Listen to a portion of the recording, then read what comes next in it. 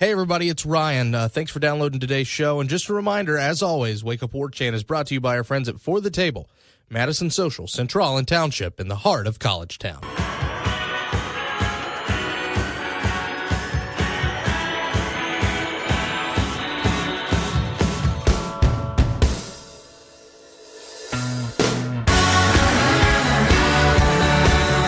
That's right, ladies and gentlemen, from Tallahassee to Thomasville and from coast to Atlantic coast, it's time to Wake Up War Chant here on 97.9 ESPN Radio, and it's a very happy Halloween, Tuesday, October 31st, 2017 to you and yours. You're currently listening to the voice of Ryan Kelly. I'm the director of digital media at warchant.com. The managing editor, Mr. Ira Schoffel, going to join us later on the day, but until then, Mr. Drew Hicken joins us on the Skype line today. Drew, how are you, man?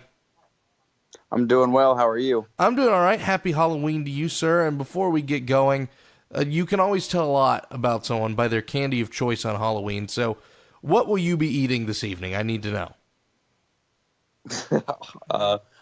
Who knows? I mean, whatever I get for free, I would suppose. But, come on. You can't cop out like that. If you have one candy that you have to go to, if one's put in front of you. It would either be Twix or Reese's. Okay, good man. Good man. Twix is a really underrated candy. Can I just say that? I mean, Reese's is a correct answer, and it's a good answer, but I feel like we overlook Twix way too much. Yeah, I'm a big Twix guy. I like them a lot, to be honest. Cookie Crunch, good sir. Cookie Crunch. But anyway, thanks so much for joining us here at 6 a.m. on 97.9 ESPN Radio or streaming over the TuneIn Radio app, the WTSM app. You probably have yours by now. Thanks so much for using it. Or maybe you have your podcast by now. It's iTunes. It's Podcast Republic, WarChantRadio.com, YouTube. A lot of different places. All the cool kids are doing it. Rate and subscribe if you can. It helps the show out. And, of course, it also helps out when you talk back to the show. And we've had plenty of that over the last couple days. I promise you, we're going to have a fun Renegade Express this week. Of course, radio@warchant.com is your email address. Wake Up War Chant's your Twitter account.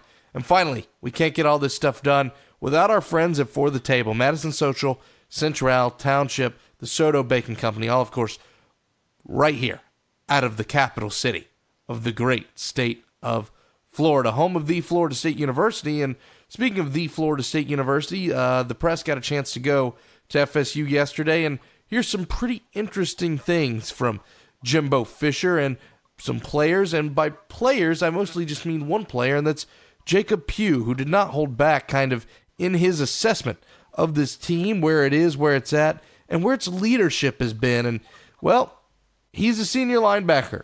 So one of the first things you can't argue is, Jacob, maybe you should have been a bigger leader. But I think regardless of your thoughts on Jacob Pugh and this season, how it's gone for him, the one thing that you most certainly can't agree on is he did not sugarcoat it today.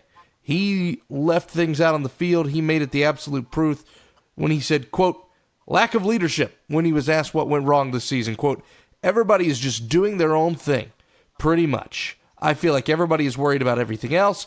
Their players probably worried about the draft or whatever, so ain't nobody really focused. That is about as close to a true assessment of this football team, Drew, as I think you've heard all year. Yeah, I mean, this is exactly what we all knew what was going on. We just never really got the straight-up answer, nor did any of us ever expect it, for that matter. So, yeah, in a sense, do I appreciate his comments? I do, in a sense. But in the other sense, you already hit the nail on the head. Well, Jacob, I mean, you're a senior linebacker. You were here in 2014 when they went 14-0 and were the number one team in the nation for most of the season. And like I'm saying, he talked about how there was great leaders and great players on that team, and it just makes me wonder where he was for most of this year. He experienced all that, and you know, you saw another good thing in an article I read earlier today about how he was around for a lot of 2013 because he's a local kid, so he got to see and experience really the greatness that was the 2013 and 2014 teams, and he understands what that leadership meant and what it needs to be like. And then he comes out today and says those things. It makes me wonder where was his head at. Maybe, you know, it's the injuries and things not going the way that he wanted them to go, but regardless, he needed to be one of those guys, and he just clearly admitted that he wasn't. Yeah, and I'm absolutely with you there, but he hits the nail on the head, and you hit the nail on the head, and I think everybody's kind of in agreement there of what that means and what it means for the culture of the locker room, but that's not what really scared me in terms of his quotes and the product that Florida State's putting out. What scares me is when they're asked if there's time for guys to put things together and turn things around. He said, quote, "It's too late now. They should have done that at the beginning of the season." And again, I don't know what the they is because, well, you're a senior, but going on. It's too late now. They should have done that at the beginning of the season. It's too late to try to demand that because everybody is too set in their ways. It's like a nightmare. I've never lost this much. It's not something I'm used to. So you kind of have two trains of thought there battling against each other in that you have a guy who's sick of losing, can't stand losing, has never lost before, but at the same time is also admitting it's too late to get this wagon train rolled around. And I think those two mindsets battling against each other horrifies a Florida State fan that knows that you've still got, let's face it, especially if ULM gets rescheduled, 5 games to play. And what is the mindset of a team that says, well, it's too late to turn around now? That's what terrifies you. Well, we talked about it yesterday, and it's never been any more clear than it was losing by 32 points to Boston College on a Friday night. The team quit. So, yes, his comments do scare you, but they do nothing but really verify what we all knew had already happened, and that's that this team, it's done. I hate to be that much of a Debbie Downer, but you don't just go lose to a 4-4 Boston College team by 32 and then come and make comments like that and think that the season is going to be turned around, because it's just not. Clearly, he's frustrated, and he said how he felt, and I guarantee you that's how a good portion of that locker room feels, especially the upperclassmen. Think about those younger guys, who they're sitting back, and maybe even some of the guys like DJ Matthews and Tamari and Terry. I wonder how they're feeling. And we're 2-5, and we got guys on the team who's that kind of mindset. Just, well, the season's already over. Again, I don't necessarily disagree. All your goals are certainly over. If you want to just go ahead and say it's just you want to pack it in now. So hopefully that's something that they can get past. But I tend to kind of agree with them, unfortunately, that it is too late. No one can come out now and say, oh, this is what we need to do, because no one's going to respect that. No one's going to truly respond to anybody who comes out now and says that they want to be a leader. And, you saw a little bit of that last year where a couple guys really kind of stepped up to turn it around. And I'll be honest with you, man, this is something that really hasn't been touched on, at least on our show. And one of the things that interests me is take a look at some of the guys that were leaders last year and some of the guys who were voices last year. Now, Dalvin Cook was always a guy who was very much lead by example. He was never a big speak-up guy, kind of like how Rashad Green was in 2014. He had to step into a role that he usually wasn't in. That's something that he usually wasn't put into. But, man, I just kind of wonder about this team, and this is no shot at the guy as a player because we know what he did for Florida State. But if you're on Twitter, you've probably seen some of the stuff DeMarcus Walker has put on Twitter over the last couple days. And that was the guy who was one of your big leadership voices inside that locker room. The guy who's done nothing but really toot his own horn the last couple days. And again, Jacksonville boy, good player. I like what D-Walk brought on the field. But you're just kind of getting an insight and just kind of a peeling back of the curtain of what the culture of this team has been in terms of guys who are a little bit more concerned about putting themselves over than putting the team over. Right, and that's what we talked about a little bit yesterday. This is nothing more than a culmination of things that have been happening in that locker room for years. And I think DeMarcus Walker's tweets are kind of a perfect example of, again, like you said, no offense to the kid. He was a good player for Florida State. He produced well. And you know what? He does have some room to talk. He did beat all of his rivals. He was 4-0. He talked the talk and walked the walk for the most part. But you're not helping any kind of situation going on Twitter a year removed from a program, not even a year removed from a program, and saying things like Jimbo needs to hit reset and wouldn't have happened when I was there and this and that. Well, it did happen when you were there for the first, half of the 2016 season. Right. I mean, let's not act like you were untouchable. I mean, listen, not one person makes a football team, but if those are the kind of leaders that are in that locker room, again, and that's not me hating on DeMarcus Walker, but if that's the kind of mentality that there is, take away some of the luck that Florida State had the past 2 years to pull out some of those close football games, it's really no wonder that things have spiraled out of control this quickly. It's just something that it's harder to maintain in college football than it is to build. And Jimbo had built, and he was really, really good at it, and now he's got to find a way to maintain and get back to where they were. If there's no internal leadership in that locker room, you're just never going to be an elite football team. You saw Urban Meyer's comments this past weekend about when they were getting thumped by Penn State, and they said, well, what did you say at halftime, Urban? And he said, I didn't say much, but the players did all the talking.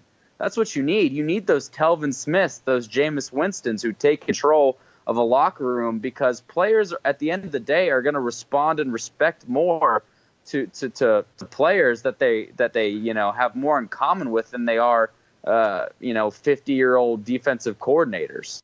And I think you hit something right on the nail of the head, and it's a conversation that's been had for a while, and that Jimbo Fisher is a phenomenal builder, and what he was able to take this program from compared to what it was at the end of the Bobby Bowden era in such a short period of time was really impressive. The way he overhauled nutrition, the way he got facilities fast-tracked, the way he was able to get recruiting rolling as quick as it did, that's all impressive. But one of the few things that I feel like, especially now that here we are 8 years removed from that coaching change, that sometimes gets slipped through the cracks is Jimbo Fisher did a really good job of fixing some of the schisms in that locker room. Of course, there were rumors all the time that the offensive coaches hated the defensive coaches, and this guy fought this guy, and they got into words, and the offense doesn't like the defense, and the linebackers don't like the wide receivers, and yada, yada, yada.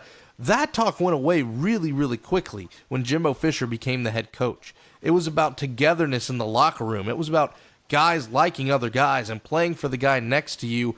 And now, when you see quotes like this, it's very, very clear that while it's easy to build that culture and set that as something, being able to sustain it, you're right, Drew, is a completely different beast. I agree with you completely. Yeah, so it's going to be interesting to see how Jimbo tackles that task of trying to get back to that point.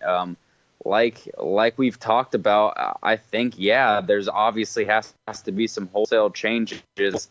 I think the thing that I'm really interested to see, and I don't expect to happen, but I do wonder if it's something that could, because, listen, it happened with Brian Kelly, who was a really good coach and got Notre Dame rolling there for a while, and then for the past 2 years has kind of been on the hot seat.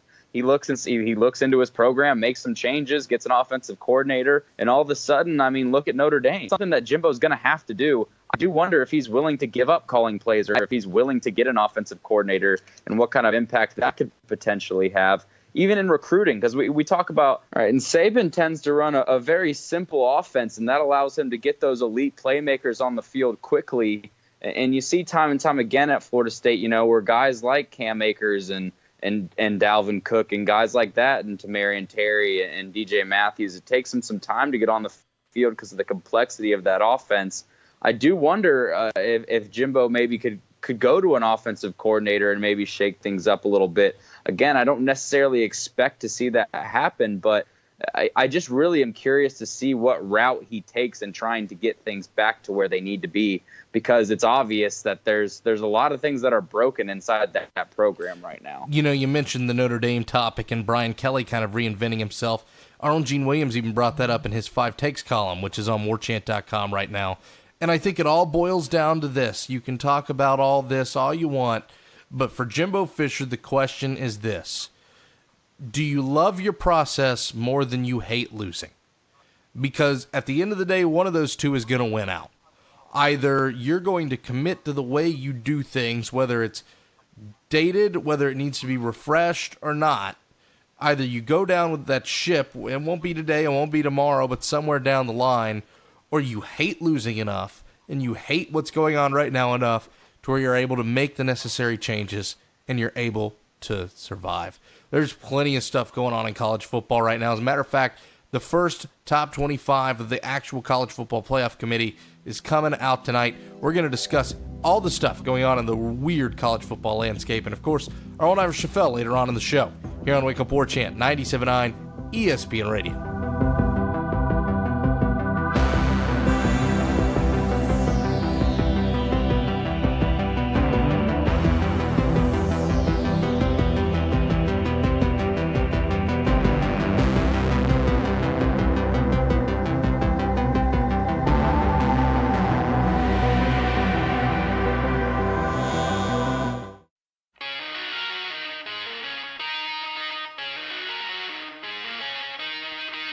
I'm all dressed up with nowhere to go.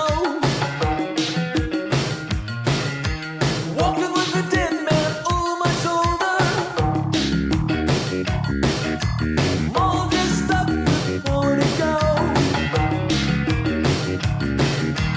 As I mentioned right before the break, college football playoff rankings are coming out tonight. Committee going to unveil their first top 25 and, of course, their first top 4. Great place to go watch that is with our friends at For the Table, Madison Social, Central Township, all there in the heart of College Town. Of course, that show comes on later, but if you want to get there a little bit earlier, it's the best happy hour in town from 4 to 7. 3 great different places, 3 different experiences, 1 great deal. Make sure you're over there. So the committee is going to put these guys out, and I'm interested to see, is there anything weird? Is there any funny business with this committee? Because it always seems like that first or that second top 4 has that really weird surprise. Like last year when Texas A&M made its way into the top 4. Can I go ahead and tell you on record what I think their little surprise is going to be?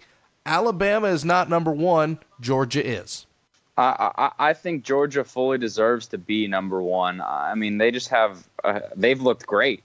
I've been a little skeptical of them, and you continue just to see them every week. They just come out and they dominate. So, yeah, that wouldn't surprise me at all. You know, I think another thing that you might see, and granted, I'm not certain of this. I don't think Penn State is going to take too big of a drop out of that. More than likely, they just looked really impressive against the good Ohio State team for really 55 minutes of that football game until that late collapse. So I wouldn't be surprised to see them up near the top there too. Their big issue is just who have they played up to that point. And I think that's the thing is that, you know, Michigan, the jury's kind of still out on them. Ohio State, who got boat raced by Oklahoma, we really don't know what the Sooners are at this point. Bedlam is this weekend. TCU still left on their schedule. Oklahoma has yet to play a lot of their really big Big 12 games, and they've struggled in a couple of them. I mean, Iowa State's looked impressive, but guess what? They lost to Iowa State. Overall, you take a look, as I said, we're not going to know a whole lot about the Big 12 until Bedlam gets played, Oklahoma plays TCU, and that all sorts itself out. But in the SEC, it's very, very clear it's a 2-team race with Alabama and Georgia. And I'll be honest with you, I'm not so sure, especially, Drew, we were both at Florida, Georgia. We were both at Florida State, Alabama. We saw both of those 2 teams in person. I'm not so sure Georgia's not better. It's one of those things where you're just, you know, you're thinking of Alabama and you kind of just give them the nod because that's just how you feel. But again, you know, Alabama has at times looked dominant this year, and then at other times has come out and looked lackluster. I mean, granted, I don't know how much different Florida State has been. I think obviously they took a lot of hits since that Bama game, including Francois, but this Florida State team really hung with Alabama for, you know, a good portion of that game. We talked about it a ton. I think they really lost that football game on a 7-play span of all special teams, basically. So Alabama just doesn't have that. They don't have that real – you take out Florida State, they don't have that signature win that Alabama has going to Notre Dame and beating the Irish. And I think that's probably why Georgia will get the nod at 1 over Bama. But I think it'll be awfully close. All right, so Georgia, Alabama, I think those are definitely teams that you're going to see in the top 2. I would think you're going to see Ohio State after that win over Penn State. That 4th spot, Drew, who do you think tonight we see? That's a really good question. I'll tell you, I know a lot of Miami fans will be mad because they're still undefeated. I don't see them being in there. I'm not even sure if Miami's in the top 6. Man, I really, up to this point, and again, they just have so much left on their schedule that, I mean, we'll see, but I really like Notre Dame. I think I could see Notre Dame being at 4. You could see Clemson being at 4, but they've just looked a little shaky of late. So I think I'm more intrigued what they're going to do with that 4 spot than I am more than anything, rather than the 1 and the 2. And the thing is, man, it's just like I said with the Big 12. this is such a backloaded college football schedule. Miami, as of right now, I mean, everybody, they're undefeated, but nobody really knows what to think of them. Here's the thing. If Miami goes 2-0 the next 2 weeks, we shut up about this whole, well, are they or are they not? I mean, Notre Dame and Virginia Tech are no slouches at all. Clemson still has NC State to play this Saturday. Of course, Wisconsin still has to play in that Big Ten title game, either against Ohio State or Penn State. And Wisconsin, I would tend to think, is going to get that 4th spot. I know that they're not the sexiest. Nobody really seems to talk about them. But the thing, I think it's Wisconsin, Miami, Clemson, just because the committee's going to reward winning games. But, of course, Ohio State gets that big win, so they're going to get inside that top 4. It's such a mess because Notre Dame still got tough games to play. Miami still got tough games to play. Oklahoma and Oklahoma State still have to play each other. This is going to be, when you just look at the November schedule for these top 10 teams, as important a month of football this late in the season as I can remember for a long time for so many teams. Nobody's got a real clear-cut path ahead of them. I mean, even Alabama's got to go to Auburn, and heck, Georgia's got to go to Auburn too. Yeah, you brought up a really good point in saying that schedule is so backloaded. I think, it would be in the committee's best interest to kind of just reward those teams that are still undefeated, because at the end of the day, it's going to sort itself out with all these teams that still have to play each other. But we've seen in years past where the committee has rewarded the teams who have just flat out looked better. I mean, that 2014 Florida State team, defending national title, defending national champions, they couldn't even get a top 2 seed. They fell all the way back to 3. So how are they going to treat a 6-0, 7-0 Miami team who's yet to beat anybody, or a Wisconsin team? I don't know. But again, I think just because it's so early, you're probably right. You'll probably see them more towards the top, just because Notre Dame will still have time to sort itself out, and the cream will rise. And that's just kind of how I feel about it. So, but I am interested to see what they do with that 4 spot. I think that'll be an intriguing precedent that they'll set for the rest of the year. Still plenty of time for all this stuff to sort itself out, but of course, everybody going to be glued on their TVs to that tonight, so we can argue about it tomorrow. Drew, thanks so much for joining us, my friend. Yep, thank you. Managing editor of WarChant.com, Ira Schoffel on the other end. It's Wake Up War Chant, 97.9 ESPN Radio.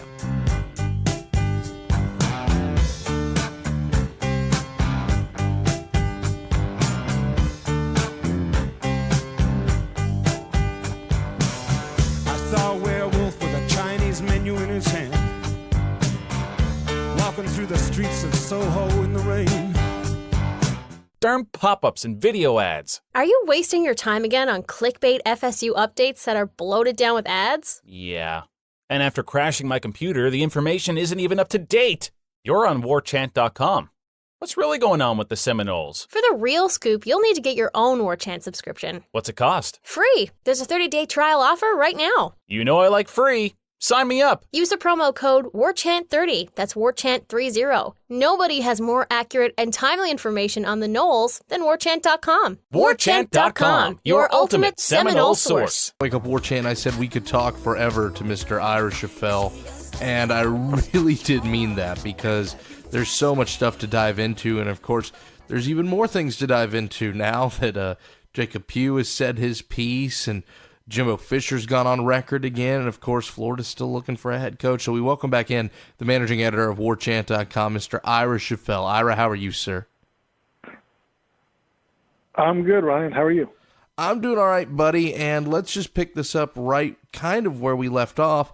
You know, yesterday we kind of talked about the culture of this football team, and we talked about the culture of this program, where it doesn't really seem like it's a program that's too urgent in terms of really anything it does. And I think some of Jacob Pugh's comments yesterday really lend itself to that this is a team that's maybe playing a little bit more for itself than it is for the team, and that there's this idea that, well, we just go to Florida State and, everything's all right because of it.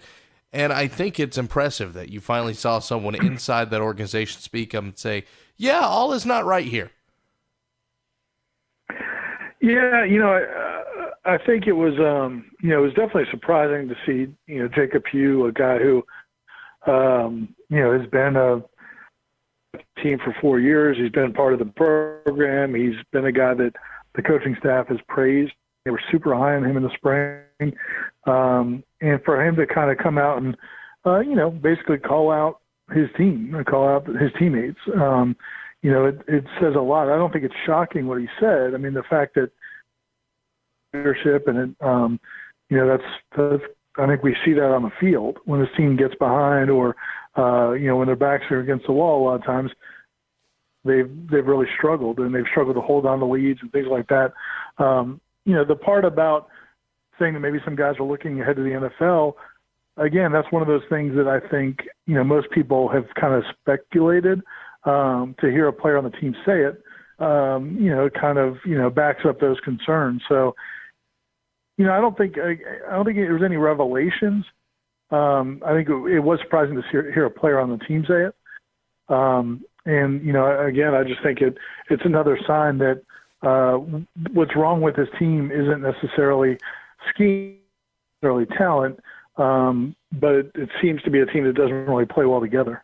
Well, one of the things that really kind of did catch me off guard is, Jacob Pugh talked about when he just came in 2014, there were a lot of guys who cared and they brought up their voices. And of course, one of the big problems that a lot of people brought up about that 2014 team is maybe a good handful of those guys didn't really care all that much. So to hear that the 2014 team cared a lot more than this squad, especially on the defensive side, it's one of those things that makes you kind of scratch your head and say, well, just how much are things sour in that locker room? Yeah, and that's one of those things I kind of chalk that up to, he's frustrated and he's saying some things that, that team did have some leaders. I don't know about on defense. You talk about Jameis Winston. You had some guy, Cameron Irving. I think you had some guys on that team who were pretty good leaders. I don't know how many of them were on the defensive side of the ball. The other problem with that team was the team that we kind of really saw the first signs of players maybe not believing in Charles Kelly. Because I remember comments made by Ronald Darby and a couple of the players that season that they weren't thrilled with some of the things that they were doing and why they struggled. They didn't rip Charles Kelly, but they said things along the lines of they didn't really like some of the way things were being called compared to the way they were called with Jeremy Pruitt. And at the time, we gave Charles Kelly the benefit of the doubt. And then the next, they played pretty well, despite losing a lot of starters. And then the last 2 years happened. And so, you're kind of back to that again. And I think that, I cannot imagine Jacob Pugh pointing to starters on that team in 2014 because, like you said, that was not a great mix. Yeah, and on top of all that, it's one of those things where, it has kind of been a culture change for a lot of these guys who are real alpha dogs. I mean, when you recruit elite 4-star, 5-star talent, they are used to jailbreaking. They are used to going free. They are used to playing press coverage. They're used to jamming other guys because they're the more talented athletes. And I think that's one of those things that outside of 2015, when you saw some of that dime rabbit and some of those windows formations on that front line for Florida State's defense, outside of that, this is not a super aggressive defense. It doesn't blitz a whole lot. It plays off receivers. I think for a defense full of talented, quote-unquote, alpha dogs to come in and play a defense like that, it's got to be something that, I don't want to say disheartening, but it's got to be a strange culture shock to a lot of those dudes. Yeah, and again, that's one of those things where it would be great to be able to talk to Charles Kelly and really kind of get a good feel for kind of how you get into these situations. Because, look, we all follow sports and we have our favorite teams that we really know closely, whether it's Florida State or it's a pro team or whatever. One of the things that happens is a team will start the season at point X to point Y, and something will go wrong, and then they kind of take a little detour, and they start doing something a little bit different, and then that doesn't work, so they start doing something a little bit different, and I think sometimes you kind of get off your course. And I think I would love to know kind of why that is, why they do play and react kind of style defense now compared to, more of an attacking defense. I mean, we did a story on warchant.com a week or two ago that people could find if they want. Just looking at the big play numbers on defense, worst sacks, tackles for loss, all those big type plays, and this defense does not produce any of them. I mean, it's one of the worst defenses in Jimbo Fisher's tenure in terms of sacks. I think it's the second worst, and I think it's the worst overall in terms of producing turnovers. And, again, I just think that those are products. You can talk about turnover luck, and you can say that sometimes, Tavares McFadden had 8 interceptions last year. Well, some of that was, some bad throws. Some of it was great plays by him, but some of it was, a lot of people throwing a lot of passes his way, and some of them were not good passes. But in general, the way you create turnovers is with big hits, big collisions. You force the issue. You get pressure on the quarterback. You affect the quarterback. This team doesn't really do that. They haven't done it all season. They don't get pressure. And like I said, the defensive line seems to play a little bit more read and react. The linebackers, they'll flow downhill on running plays, but they're not getting home on blitzes. And then the secondary, is not played very aggressively at all. They don't play the ball well. So, this defense hasn't given up as many busted plays as they had earlier, like last season. Although I thought we saw a few signs of it against Boston College, and Boston College just didn't hit the plays. But as far as making big plays, this defense doesn't do it. And that is one place where I would say it's either scheme, not doing what they're being told to do, because you just don't even see where they're even close to making those big plays. Ira, skipping ahead to Jimbo Fisher's press conference yesterday, of course, we skipped duly quoted today so we could chit-chat a little bit more with you, and I wanted to get your opinion because Jimbo Fisher, I think, concerned a couple fans on Twitter when he said this team isn't far off to where you need to make drastic changes. And I think maybe it's taken a little bit out of context, but regardless of how that's said or what it's presented, I think just the very idea of saying something even close to that has to scare a lot of Florida State fans. Yeah, that whole thing was a kind of an interesting 18 hours or so, I guess, in his interviews with Gene Williams for us on Wake Up Warchant, and then also the interview he did with Jeff Cameron. He was very,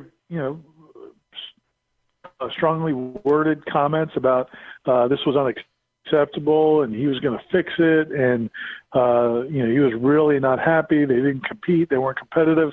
And then the next day, he said a few similar things, but then, like you said, he kind of backed off a lot of that and kind of went back to executing increased crucial situations, responding to adversity. And I think there's, I don't think that it's, sometimes it can be little fixes here and there. The problem I have, and the problem I think a lot of fans have, you've been playing a lot of these same, you've played all these same guys all season and had these same problems all season, hoping they're going to get better. That if a player makes a mistake once or twice, I think it's on the player. If the player is making the same mistake or a segment is making the same mistakes over the course of a season and nothing changes and you don't go to give somebody else a chance or whatever, when he says he doesn't necessarily think there needs to be drastic changes, my guess is he doesn't want to admit that he feels like he may have to make changes on the else it is. And I'll blame him for that. I don't know if you want to say that in the middle of the season. You want these coaches to continue coaching, but invest through the rest of the season. But at the same time, certainly understand why fans would not be happy about it because, this is a team that by and large, if you look across the board, these are players who have regressed over the course of a season, which is a really bad sign.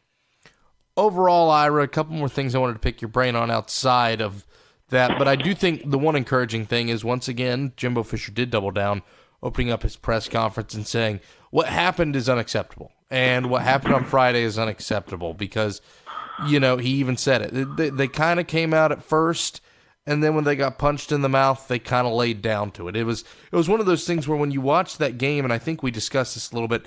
It was Drew and I who chatted a little bit about this yesterday. As soon as they fumbled that football, on Friday night, as soon as that drive goes down, they drive inside the red zone, look like they're going to tie the game up, and they fumble. It almost just kind of seemed like it was all over but the shouting. And the fact that Florida State took a punch in the mouth and didn't swing back, I think is what really disheartened people at the end. And that, it's frustrating to lose close games, especially the same way over and over and over again. But when you're not even in that position because you're not trying, that's where the real issue comes from. Yeah, and I think that, again, judging from our message boards at warchant.com and also from comments on social media and just, my own and feel and think, when Jimbo says stuff like, we're 2-5, but maybe we're 4-2 or 5-2, and then we'd still have the same issues. Well, you could also be 0-7. I mean, you can look at it both ways. And the two wins you had were games that came down to the last play. They were throwing the ball in the end zone. So and also this is a team that most people felt like should not be a 5-2 team or a 4-3 team. As we talked about earlier, the defense does not make big plays. It doesn't help out the offense. That's a side of the ball, and and I think special teams to a large degree, and with these punt return issues. I mean, what happened on punt returns in this past game, problem all year, and it hasn't been addressed. So again, it's fine to say that you were in all those other games, pretty glaring problems that haven't been fixed all season, and that. Again, that's going to frustrate fans.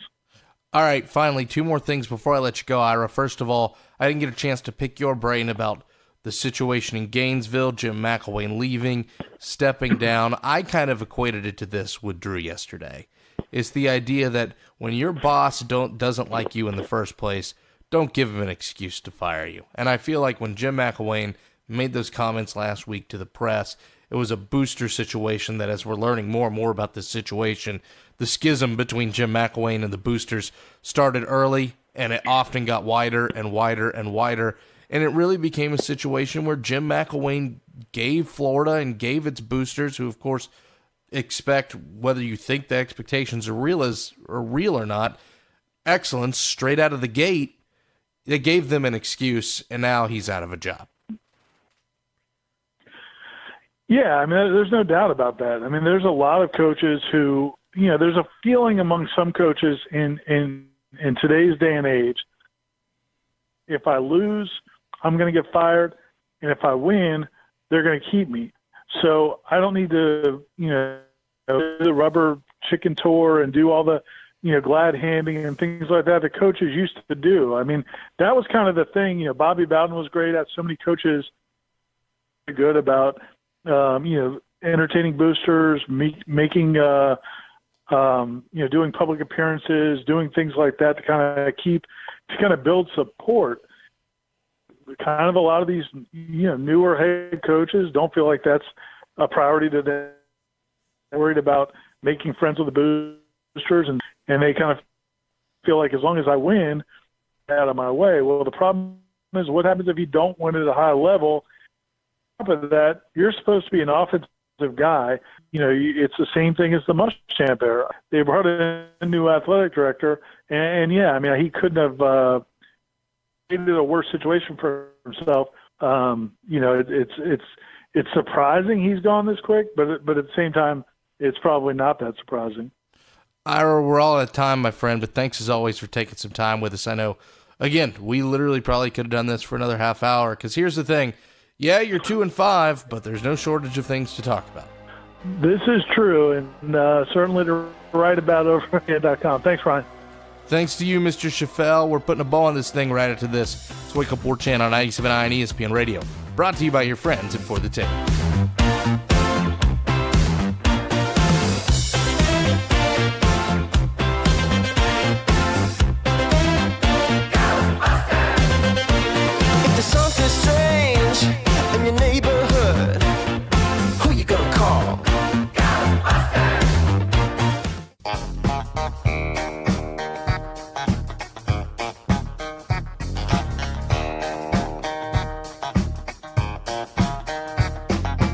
As we put a bow on this Halloween edition of Wake Up War Chant 97.9 ESPN Radio, just checking the weather for tonight. If you're going out with your kids trick-or-treating, or if you're going out to a party or something like that, you could not have asked for anything better. It's sunny today. It's a high of 77. It's a low of 47.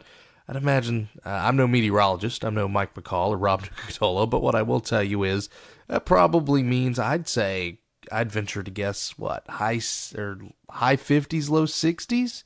And it's awesome. We've officially kind of hit that time of the year, that weather.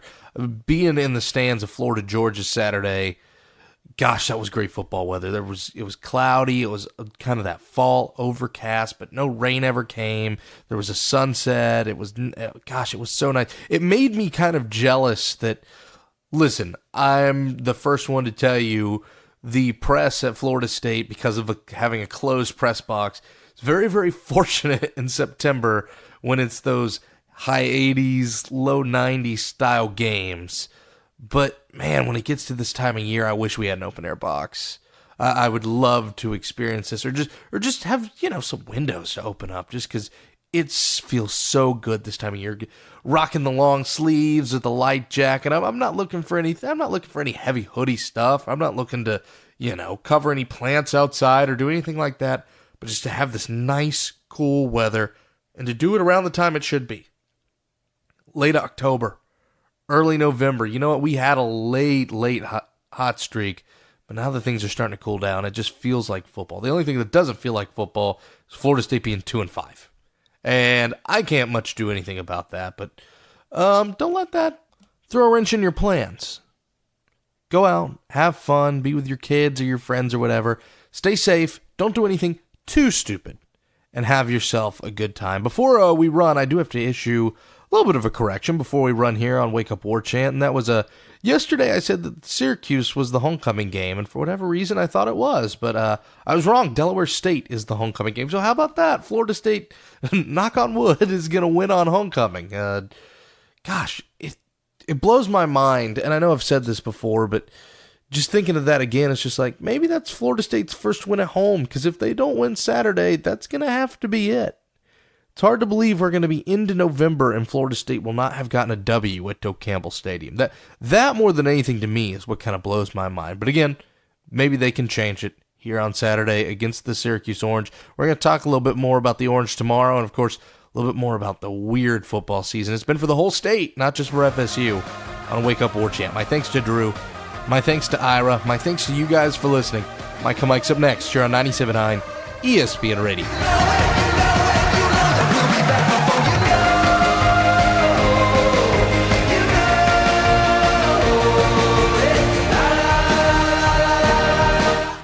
WarChant.com is the ultimate inside source for FSU football and recruiting. And now you can get in on the action for free for an entire month. WarChant.com is offering a risk-free 30-day trial subscription. Get full access to the #1 website covering the Seminoles just by entering the promo code WarChant30. That's WarChant30. Sign up and get in on the world's most active FSU message boards. Receive breaking news, stories from our award-winning staff, plus get exclusive interviews and videos. Just enter the promo code WarChant30. WarChant.com, your ultimate Seminole sports source.